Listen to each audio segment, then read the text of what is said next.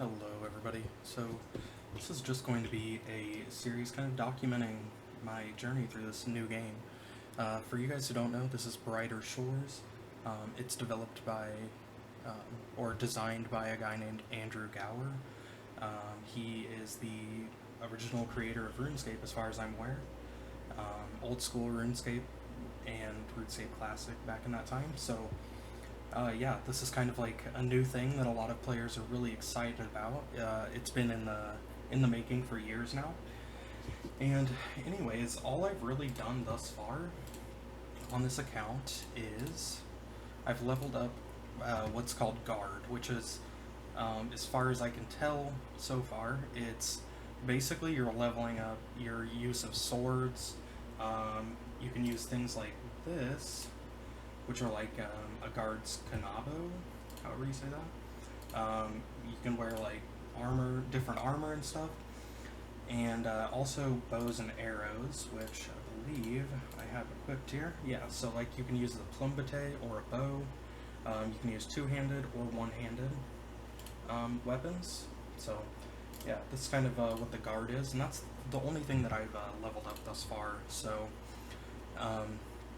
yeah, in this first episode, I think I want to round off and get up some levels here, and then I want to kind of explore these other skills that you can do in the Hope Port area. So as far as I understand, the way it works is that you have these quests that you can do in Hope Port, and once you finish these quests in Hope Port, I'm pretty certain that you move on, and then you can do these other locations like Hope Forest. And in Hope Forest, there should be 5 more, some skills and some combat that you can do, along with these 2 locations. So, anyways, yeah, this is just going to be kind of documenting my journey here. If you see what I'm doing right now, this is fighting street lice. Basically, anything that has this little blue symbol is an AFK activity. So, every day when I log off, I just come over here, I attack the street lice, and then I log out, and it will continue after I log out. And I can put a little screenshot up, but I did this while I slept last night for about 8 hours, and I got like quite a bit of free XP and like 11 silver. So yeah, it's worth definitely doing. I actually did unlock a new one, however I haven't been able to find it. It's a level 25 AFK. But yeah, anyways, I'm gonna go ahead and do a little bit more active training here to try and get to level 30 guard. And then after that, I think we're just going to move down along the line and kind of figure out how to do these different skills like chef, fisherwoman, forager, and alchemist. So yeah, hopefully this video will be kind of useful to people who are trying to learn this game, as you can kind of learn it while I learn it, and you know, hopefully maybe learn from my mistakes so you guys can progress a little faster than I do. Well, anyways guys, I will be back with more updates when I level up. Alright, so we just got our third epic item. So I have been swapping between killing these, the death crow, and also killing these. The issue with these ones is that they tend to actually kill me pretty often, so I think XP wise and consistency wise, killing these crows is probably better. The only difference though is that monsters in this game, they drop armor and weapons and gear and stuff based on the level that they are. And so these death crow, they're like level 16 I believe. So like basically they can drop in like a range around their level of gear. So I'm getting a lot of gear that's like under-leveled for me, so that's why killing these is best if I want to get gear. So these ones are level 28, and they drop good gear. Now, something that I've noticed about these, though, is that almost everything that I've gotten from these is either blue or green, which is common or uncommon. However, I've gotten multiple epic drops from the crows. So I don't know if it's just that these are taking me longer to kill, but I seem to be getting more like epic stuff from the crows, which of course is good. Basically, like To put it into perspective, right now I have an epic helmet, level 16, and if I look at this level 24 helmet, it's actually like a lot worse. Even though it's a higher level, the rarity means a lot more. So this helmet's actually much better, as you can see in every stat. So basically, I'm just kind of killing both and hoping that I can maybe get like something epic from these. But yeah, another tip to give you guys, if you use this quartermaster spell, you can actually deposit gear that you would like to keep. So basically what I do is, like, if I have gear here, and I have gear here that I still want to keep, I'll deposit it via the quartermaster, and then whenever my inventory fills up, I'll just home teleport with this spell right here to Hopeport, and then I'll just sell it at the quartermaster, and it's been working pretty well. I'm actually going to die to this, so I'm going to have to cast immunity. It's another good way to showcase this. So if you just cast immunity and you're in a fight, as long as you do it soon enough, you can just escape that fight rather than dying and respawning. But yeah, here, I'm just going to go ahead and teleport and show you guys how I've been doing this. The only thing that I want to keep in here are these two special weapons, I believe. So yeah. Now, another thing with the weapons that's really cool in this game is, so if I show you here, this weapon that I'm using, it's an epic sword, and it has really good strength, but it has nothing here. So in this slot, basically what it does is, this is apparently like a magical buff. So each monster, when you examine it, it will have an immunity, and it will have a weakness. So if that monster's weakness happened to be whatever this is, then I would probably want to use this weapon, right? But if I don't have a weapon for the weakness, I'd want to be using this one. And basically whatever this is, as far as I understand, is like some sort of like magical imbuement of the weapon that's supposed to do a different type of damage. So if the monster's weak to it, it'll do bonus damage. So, but yeah, here. So basically, once I have a bunch of stuff, I'll just go here and I'll just sell it. And as you can see, I have quite a bit of silver. So yeah, we're getting up towards 300. So we'll just go ahead and sell all this off. I'm just going to keep this here for that weakness. And so anything I want to keep now, I can just do quartermaster spell, and I can just drag all this into here. Oh, sorry. So I can deposit it right into there. Deposit, deposit, deposit. Now if I ever need it, it's right here, and I have an empty inventory to work with. So that's kind of how I've been going about training. I just make my way over here. Also, you can do this from a really low level, because these crows, they start at like level 2 or 3, one of those. And then once you get to like level 10, they'll buff. They'll get stronger. So they kind of grow with you. So this over here, where I'm going, is a great spot to start training. You can do them here. If it's busy, you can go a little further. And you can go here. And there's even more. These harder monsters that I'm talking about that I've been killing are right here. And I think I'm going to try and kill as many of these as I can, just because I want that good buffed gear. So yeah, we're going to keep training, and I will update you guys if I get any other significant drops. So another tip as far as killing something that's stronger than you in this game, if I attack and I use this, it actually has range. So I can throw these until it gets to me, and then I can get my epic weapon on, and now I'm 3 hits ahead, as you can see. So that is one strategy that you can use in order to kill something that's stronger than you and actually get the kills consistently. Alright, and there's a level 30. So now I'm going to go ahead and work on these skills. I got some decent stuff. I did kill the higher level ones for a while. Specifically this one looks really good. I can't use it though, only a guardian can equip it apparently, so I'm assuming that's when I advanced further in the main story, I can use it. So aside from that, most of this is probably going to be sold. But yeah. Now let's see. We're gonna start off with probably chef. So let's go ahead and see how that works, and yeah, I'll check back in with you guys once I figure out how it works. Alright guys, so I've been doing cooking for a while here, and the skill is fine. It makes little money. Hopefully there's more use for it later, because I'm not necessarily seeing a use other than making some money right now.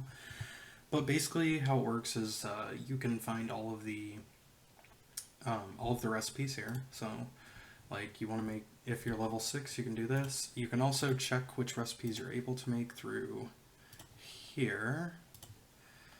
So you just click here and then you go here, and you can see all the recipes you're able to make and what you're able to unlock when.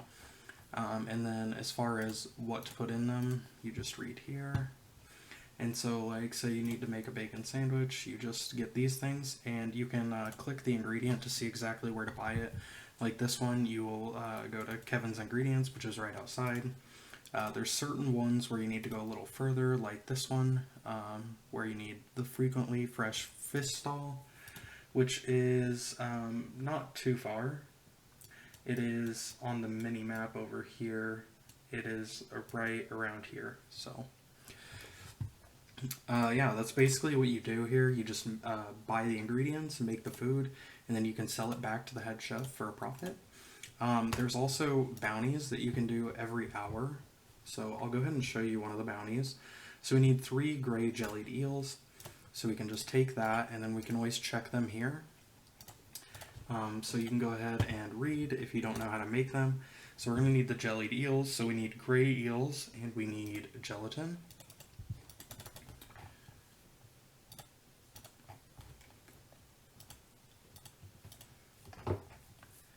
You can just run out here, grab from Kevin. He's going to sell us a gelatin, and I believe we needed 3. Double check. Yep, 3. Okay, and then we go south for this specific one because we're going, or is it south? It is, yeah. So we go south for this specific one because we need to get the gray eels.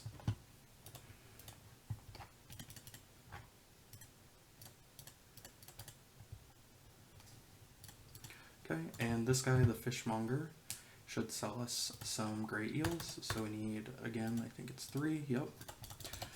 And then we just go back and make them. Each thing is made on a different station.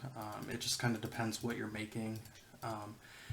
However, it's not too hard to figure it out, because if you click the wrong station, it will just say, this needs to be made at so-and-so station, and it'll tell you. So if you do click the wrong one, it's not a big deal. You can just find the right one right after. So here we can go ahead and see, and we do use this on the pot. So we just go ahead and boil these.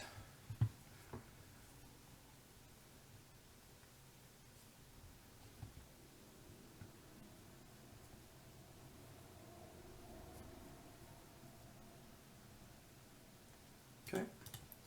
Then I believe, okay, so then we need to use it on the ice box. As you can see there, I tried the wrong one. It told me exactly what I need to use it on, so I can use those on the ice box.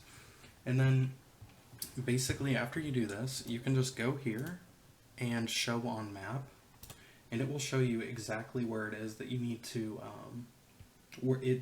bring it if you don't know the place already.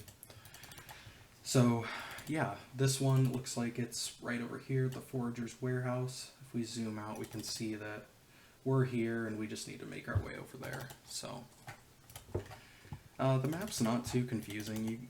You learn it after doing this a few times, and as long as you know you can show on the map, zoom out, and find where you're at, it's not too bad. But the rewards for this are pretty good. However, you can only do it 4 times per hour, so it might actually be more efficient to like do something else and then every hour come and do 4 of these, because the XP rewards are pretty good. But yeah, so you just use the item on him, and as you can see, we get, what, 5 silver and a little over 1,000 XP, so, yeah. Let's see. So now this is something I didn't know I was going to actually unlock. It's a passive cooking activity. So now instead of doing those lice like I showed you at the beginning, I can actually do cooking too if I wanted. But yeah. So now we're level 20 cooking. I think at this point I am satisfied with the level of cooking we have, so I'm going to move on and probably try out the fishing skill. So I will see you guys when I find out more about that. Alright, so we just finished getting our second skill here to level 20. It was fishing. So fishing is pretty simple in this game. Basically you can come to the menu here just like you did with cooking. They've customized these menus really well to help people figure out how to level up and stuff. So you just kind of, you click it, you go to whatever fish that you're going to be doing, and then you click here, and you can open the map link to where it's at. Also, basically the locations, they swap. So, like, there's this location, there's this location, and there's this location. And basically, as you level up, you just go between the three. So, yeah. As far as, like, what fishing offers, basically, you sell it to this fishmonger, and you can get gold. I made quite a bit from this grind, probably like 100 silver or so. And another thing that you're going to need to start fishing is the harpoon. So you can get that right over here. This is just town square right here on the map, right there, not too far from the starting area. And you just come in here and you can buy it from this guy. This is also where I noticed that, like, this is the most expensive thing I've seen in the game so far. 126 silver for this, and somebody was talking about it also. Apparently the one is at level 43 is 340 silver. So yeah, you do make money with fishing, but like, I don't think I probably barely made 126 doing this. So basically the reason it's so expensive is because this one gives 5% extra bonus XP. So yeah. Also there's a fishing rod, which I just unlocked. I haven't tried yet. But yeah, that's kind of how fishing is. It seemed pretty good. Now, I'm not certain, but I believe that some of these eels are the same ones you use for cooking. So basically, like, instead of spending your gold or your money to get the fish, you could just go fish them yourself. Also, you can go and fish the old ones, meaning like the lower level ones. Basically, you just go to the location. So like if it's an eel, it would be on Eel Street Bridge. You click, and then you have an option to actually do an older, like a lower level one. So, yeah, if for example you have a contract for that needs a lower level one, you can do this. You can get like a blue eel, right? Even though I'm high enough level to get this level, the higher level one, I can switch them all to gray eels, see? And then I can, of course, just switch them straight back to the rocky eels, so. But yeah. Fishing's pretty fun. It leveled fairly fast. And it's more of an active skill than the cooking, which was nice. It was pretty fun. So yeah. Anyways, we have, let's see, 2 more skills we need to do here before we move on to Hope Forest. So the next one we're going to try is foraging. Also, there is one thing that I wanted to take note of before I moved on from the fishing. Basically, these stone flounders, or any fish, it's hard to see them in the water, especially if there's only like one and there's people all around. So you can just use a sense spell, and it'll like highlight all of them, make it a lot easier. Alright guys, so we just woke up for the day. We went ahead and killed these burlap crabs for AFK last night.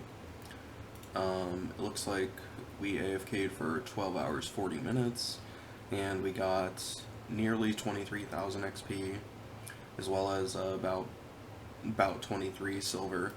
I can post that on the screen for you guys if I haven't already. But yeah, so as far as our progress with these skills, basically we want to get 20 of each. However, I've kind of found that doing them both at the same time has like made more sense. The reason being is because the same like ingredients that you need for this stuff is the stuff that I'm foraging right now anyways.